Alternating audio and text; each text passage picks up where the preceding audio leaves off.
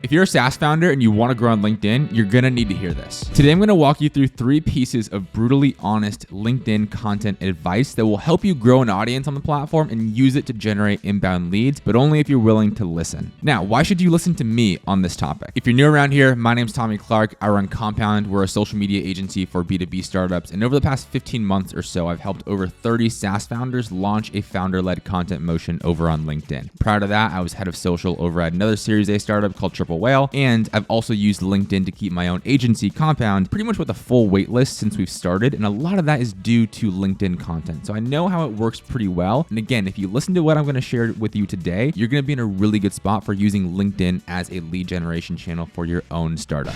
Now, the advice, and the first one I've got for you is nobody cares that much about your increased content cadence. This is a fear or a misconception that a lot of founders that I talk to have. They're scared that when they start posting more often, whether they go from once a week to 5 times a week, or not posting at all to posting 3 times a week or 5 times a week. And just to clarify, the cadence I usually recommend is about 5 times per week, daily, Monday through Friday. It helps keep you top of mind and build trust with your audience. But a lot of founders get scared when I tell them they have to post that much. And I've been on so many sales calls. One in particular stands out to me where the founder wanted to post on LinkedIn, but then he's like, hey, can we test this 2 times per month? And I'll chalk it up to him just being maybe a little bit misinformed, but saying you want to test LinkedIn content 2 times a month is kind of like saying you want to get in beach body shape or get in shape for a bodybuilding show and only work out twice a month. It's just not going to work. You need frequency in the gym. Ideally, you need to be in the gym 4 to 5 times per week. Maybe you can get away with 3 times per week, but you need to get into the gym often if you want to see the physique transformation results that you're after in that context. Same thing applies for LinkedIn content or just content in general, especially when nobody knows who you are. You're an early stage startup, and especially if you're a founder who doesn't have inherent credibility from like a previous exit or a lot of notoriety in a previous role that you had at another unicorn startup. If you're starting from 0 or close to 0, frequency is your best friend. And the nice, concise line that I love for this comes from Alex Hormozy. He says, volume negates luck. So if you're starting out and you're hoping to just go viral or pop off on LinkedIn just by posting 2-3 times a month, it's probably not going to happen because 1, you don't have the skill to write good LinkedIn content yet. Like, just being real, if you're starting from 0, you have to build that skill. And 2, again, nobody knows who you are. So nobody really has a reason to follow you yet. One of the ways to give them that reason is to show up consistently and become a great source of information and stories for them. Another analogy to drive this home is there's this story or an anecdote around a pottery class. And the goal of the people in the pottery class is to end the semester with the best piece of pottery. One half of the class just spends the whole semester on one pot or one piece, and the other half of the class makes several and iterates over the course of weeks and months. Who do you think ends up with a better piece of pottery at the end of the semester? You might think it's the group that spent all this time refining the quality of one particular piece because they're focused on just that piece, but the actual answer is the group that produced the better piece of pottery was the group that was iterating and producing several pieces. And the same thing applies to your LinkedIn content. Again, you're building the skill of content. So if you make your first post, it's not going to be that good. That's fine. But if you make 30 posts over the course of 1 to 2 months, I would venture to guess that that 30th post is going to be a lot better than the first one that you made. And look, nobody in your network will care if you're posting more content if the content is half decent. It doesn't have to be great, but as long as you're genuinely attempting to provide value and you're not lying and you're not over exaggerating stuff, nobody is going to care that much. Where people think that social content is cringe is where people try to pretend to be someone that they're not. And just post your stories, your opinions, be a resource for your ICP. And most normal people are not going to get weirded out by that. And if they do, that's kind of their problem. But yeah, if you really want to win on LinkedIn, you just have to get over that fear. You're a founder. You started a company. I'm sure there were people that were telling you, hey, this is a dumb idea, or I don't think this is going to work, but you went and did it anyway. So you've already done the hardest part. I think you can get over the fear of posting on LinkedIn. Now, the second piece of brutally honest LinkedIn advice that I have for you is that repetition is the point. Kind of like you shouldn't get scared by posting more often. You shouldn't get scared or avoid posting about similar topics over and over again. Remember, the point is to build you up into a resource in a very specific niche. So you're going to be talking about similar topics. And this is another belief that I have to shake out of the founders that we work with, because what will happen sometimes is we'll make a post in week 1 and it performs really, really well. And then say in week 3, we go back and make a post about a similar topic. topic or using a similar hook or a similar format because we saw the previous one work so well. And then they have this reservation around it, like, oh, we already posted about this. Like, what if my audience gets tired of it? Again, just like nobody knows who you are, so they're not going to care about you posting more, your entire audience is not seeing every single post that goes live. You have to think about how these social platforms work. They limit your reach to a certain percentage of your audience in most cases because they want you to spend more on ads. Now, some pieces of organic content are going to overperform and get a lot of reach, and that's great, and we want to optimize for that. But in most cases, maybe 5% or 10% of your total audience is going to see your content. So if you're sitting here worried about, oh my gosh, what if I'm repeating myself? You're kind of missing the point. And on top of that, once you find something that works, you want to do more of it. Think about literally anything else in your business. If you find a machine where you put in $1 and get out $2, you're going to jam as many dollars into that machine as you possibly can. So if you find a post style or a format that clearly overperforms, and especially if you've seen it twice or 3 times, you want to keep running that playbook over and over and over again. Now, of course, there's a point of diminishing returns. I don't want you to post about the same exact story every single day. In that case, your audience will get tired of it. But if you're like, hey, we posted this thing, it did really well, let's try it again next week in a different format, or slightly rewording it, or switching around the hook, your audience isn't going to care. And if someone's seeing every single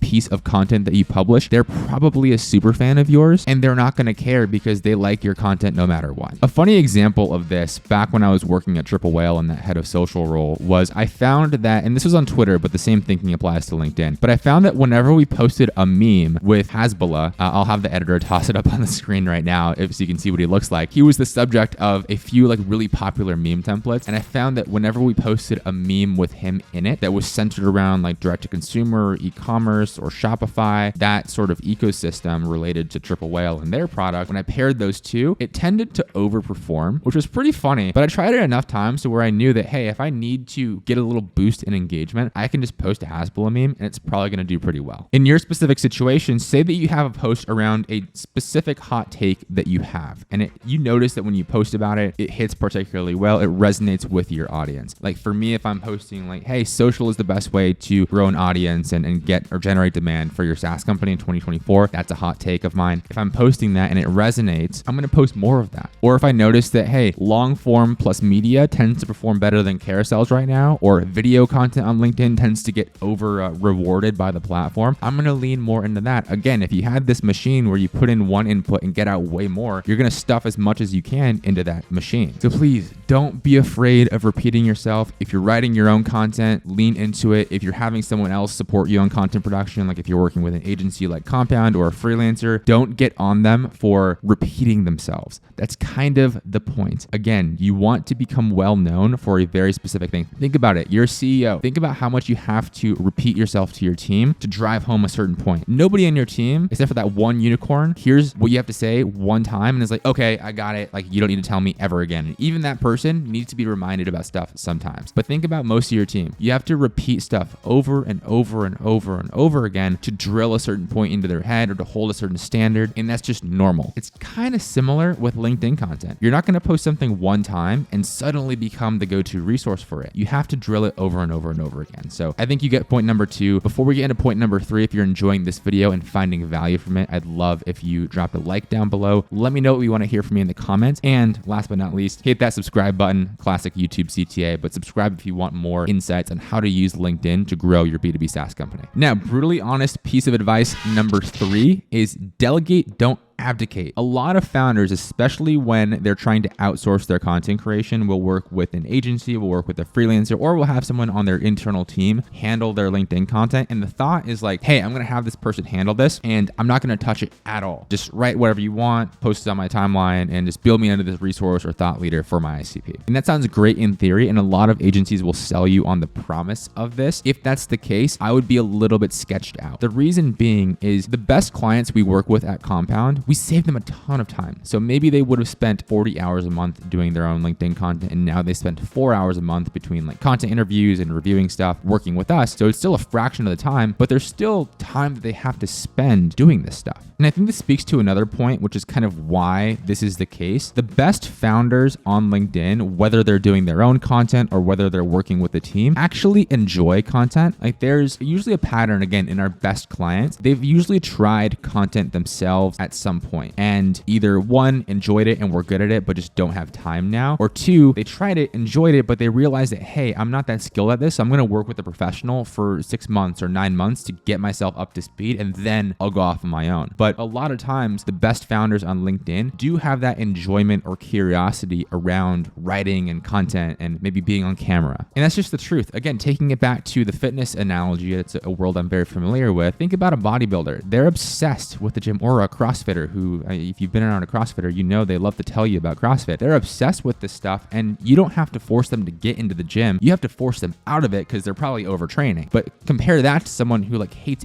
everything that has to do with fitness. Sure, they might go to the gym twice a week or 3 times a week and be in okay shape, but they're not going to be in as great a shape as someone who's truly obsessed with this stuff. And I think this idea of being involved in the creative process, even if you have a content partner in place to sort of delegate some of the grunt work of this stuff, it does 2 things. Number one, it builds your skill. Again, a lot of B2B founders that I work with aren't necessarily the most skilled at content or writing. They don't think in hooks yet. They're not thinking about, oh, this would make a good LinkedIn post, or I would refine this way. There's still a lot to learn there. It's just like any other area of their business. But being involved in that creative process, again, whether they're writing their own stuff or working with an agency, helps them to build up that skill and build up that confidence with LinkedIn best practices, with writing best practices. So eventually they can feel confident going off on their own. And number 2, and perhaps just as important, the content feels more authentic, even if you have someone supporting you on it. Again, this is why a lot of ghostwriting engagements fail. They don't actually have a direct line of communication with the founder that they're writing for, and they pull stuff from Wikipedia or other articles that they come across on Google or whatever. And that's fine to support some posts or support some points you're making, but the core of the content that's coming from a founder's account on LinkedIn should be coming directly from them, whether if you're a founder writing it yourself, or if you run the content interview playbook, which I have a video on that on my channel, so check that out after this one. If you run that playbook to have your team extract that knowledge from you and turn it into posts, regardless, it's still coming from you. So you have to be involved to some degree. Again, the way I would think about it is, hey, usually if I was going to do this on my own and start from scratch, I'd be spending 10, 15, 20 hours a week, or I just wouldn't even be doing it because it's too overwhelming on my content every week. But by working with someone on this, sure, it takes me an hour a week or 2 hours a week to be on a content interview and to review the stuff that this agency writes or this freelancer writes. But as a result, I get this content. It's authentic to me, and I'm also learning the skill of content creation as I go. Very rarely will you find something in business or in content where you can be truly hands-off and win at the highest level. Sure, you can have a consistent content output, which will get you 30, 40% of the way there, totally hands-off, but you're not going to build that cult following or really become that go-to resource if you're totally hands-off. Even stuff that's as simple as sending content ideas in Slack or just giving edits on a post and giving direction to the team that's working on it goes such a long way. And because you stuck around all the way to this point in the video, I'm going to give you one bonus piece of advice. This is to help you if you're starting pretty much from scratch. And what you need to realize is a lot of the founders that have rapid success on LinkedIn, that grow an audience very quickly or seem to start posting and come out of the gate super strong, usually have one of 2 things. Either one, they have a very clear success as a startup founder in that category previously. So they're a second-time founder. Maybe they had an exit or just some sort of success story previously that gives them inherent credibility, or they were their own ICP at a very notable startup previously. So again, if a founder had a pretty significant exit and a success story previously, they have that credibility. So if they start posting about life of a founder and